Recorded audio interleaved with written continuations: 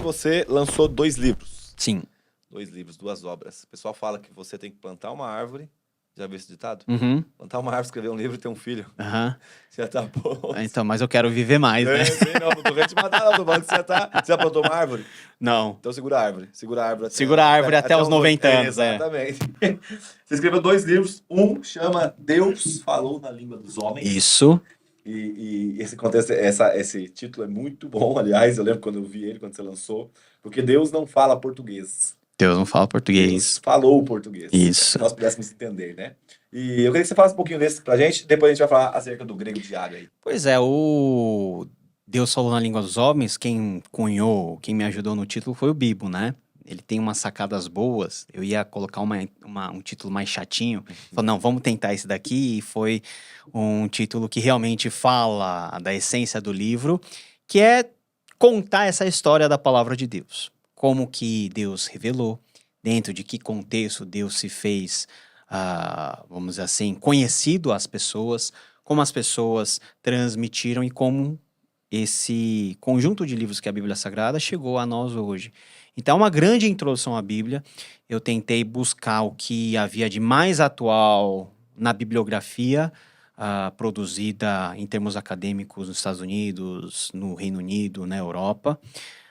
O tempo de estudos em Edimburgo me ajudou muito a ter contato com essas obras. A gente trouxe tudo isso, condensou. Basicamente, são 16 capítulos que, na verdade, são 16 aulas, né? Que eu tinha um curso no seminário com esse nome, com essa pegada. A gente organizou todos os manuscritos em forma de livro, a gente lançou e, graças a Deus, tem abençoado muita gente. Já foi lançado em 2020, no meio da pandemia. Caraca.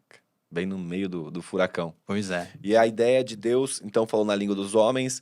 A gente pode entrar em alguns pontos do antropomorfismo, antropopatia, Sim, se aborda esse aspecto de Deus Sim. adaptar a sua linguagem para que se torne Sim. entendido. Na verdade, esse é o Cerne. assim, o coração do Legal. livro, né? Deus, ele acomoda a sua mensagem às nossas limitações. Então, olha só que ato de graça e que milagre. Deus podia falar de um jeito perfeito e falar assim para os seres humanos, agora é com vocês, vocês Se vira. Vocês se viram no 30. Não, Deus usou a língua presa de Moisés. Muito bom. Deus usou pessoas pecadoras para registrar esse livro. E esse livro é, ao mesmo tempo, palavra de Deus, mas é palavra de Deus escrito com a instrumentalidade humana de um Deus que se fez homem. E todas essas coisas, elas se misturam dentro da palavra de Deus. Então, Deus, palavra, encarnação, estar perto da gente, são todos conceitos que, na verdade, podem ser aplicados ao livro em si, que é a Bíblia Sagrada, que está aí de acesso fácil a qualquer um de nós hoje. E o grego diário, então, é um exercício de grego por dia? É isso que você quis propor lá? São 70 devocionais que eu faço de pequenos trechos, né? Frases, na verdade, de versículos soltos do Novo Testamento em grego, porque o meu objetivo aí não é atingir a grande massa de leitores, é ajudar os pastores e seminaristas a não esquecerem o grego que eles aprendem no seminário e que eles esquecem depois e por isso, às vezes, a pregação sai meio aquém do que poderia sair, né? Sim. Então, poder fazer um exercício devocional, uma leitura bíblica nos originais, não há Mastercard que pague, entendeu? É algo muito precioso, é algo que enriquece muito e o meu desejo e o meu objetivo com esse livro é que as pessoas tenham a noção do quanto faz bem, não somente como homem de Deus. Conhecer uma língua estrangeira amplia o mundo, a cosmovisão de qualquer pessoa. Então isso faz bem para nós, como pessoas, como seres humanos, faz bem como líderes, como pastores, como crentes. Muito bom. E exato, é isso que você falou. Eu tive um período que eu morei também em Londres, estava estudando, mas fui estudar inglês especificamente, né? Eu comecei a perceber conforme minha experiência com o inglês começou a aumentar, cara, a minha forma de analisar o mundo começou a mudar. Porque a gente vai aprender algumas palavras que não tem tanta tradução. Né? E aí você vai começando a filtrar as coisas mais e conversando com os amigos. Tem um amigo que ele é excêntrico, acho que ele é poliglota.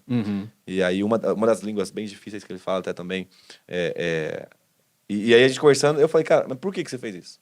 Por que você foi estudar tantas línguas assim? Né? Porque o cara muito dedicado em relação a isso e gasta bastante tempo.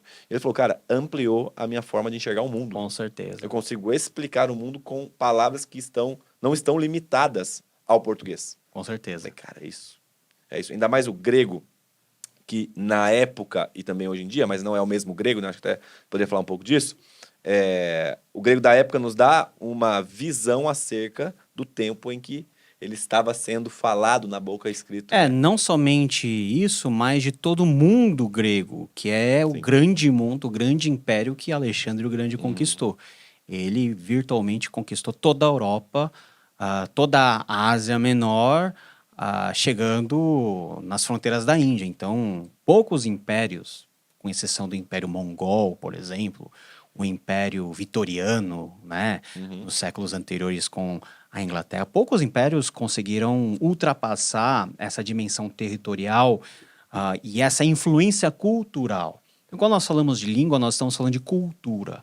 Saber e conhecer a cultura da época é fundamental para nós entendermos o fruto dessa cultura. A Bíblia também é fruto dessa cultura helênica, porque aprove a Deus, olha só que interessante, com Alexandre o Grande, todo mundo do Mediterrâneo passou a falar grego. Grego se tornou uma língua franca, como o inglês hoje. O Novo Testamento foi escrito em grego. Por quê? Porque se aproveitou da língua já universalizada, se aproveitou de todas as rotas que os romanos construíram para, num período muito curto de tempo, quanto tempo demorou do evangelho sair de Jerusalém e alcançar Roma, por exemplo? 2 décadas, isso é muito pouco tempo. Em 100 anos, toda a Europa conhecia, de alguma forma, o evangelho. Em 300 anos, com Constantino, a Europa se torna cristã. Então é um processo rápido, é um processo assustadoramente intenso, que se beneficiou muito da questão da cultura, da língua, da interface que os cristãos faziam com categorias filosóficas. E isso tudo é a bagagem de tradição que nós temos da interpretação desde o começo da igreja até hoje. Muito bom. Essa perspectiva, ela enriquece, porque a gente sempre fica nesse pensamento, né, de que Deus tinha que escrever em hebraico, porque era, entre muitas aspas, uma língua santa. Era a forma que Deus comunicou lá com os profetas e coisa do tipo. Mas não, Deus usa até aí um paralelo ali para que ele pudesse comunicar de forma mais rápida. E, cara, acho que o Espírito Santo, ele sempre foi muito inteligente na sua revelação e no seu propósito. Então, essa qualidade de enxergar o grego como uma via, que hoje seria o inglês, né, cara, é inexplicável. Na época, talvez, seria algo proporcional ao mundo. A influência que toda a região de fala grega ali pegaria, foi algo... Ser grego era ser pop na época. Era ser pop. Era ser popular na época. Mas, assim, as pessoas falam, não, que hebraico é a língua sagrada. Deus podia ter se revelado em tupi-guarani, em russo, né? É porque Deus escolheu Abraão. E Abraão falava hebraico, arameu, né? As línguas semíticas da época. Se fosse qualquer outro povo, Deus teria falado na língua daquele povo. Sim. Então, isso também é um ato de bondade de Deus. Que Deus, ele fala de um jeito que a gente consegue entender. Graças a Deus por isso. Porque senão a gente tava A gente cego até tava hoje. lascado, né?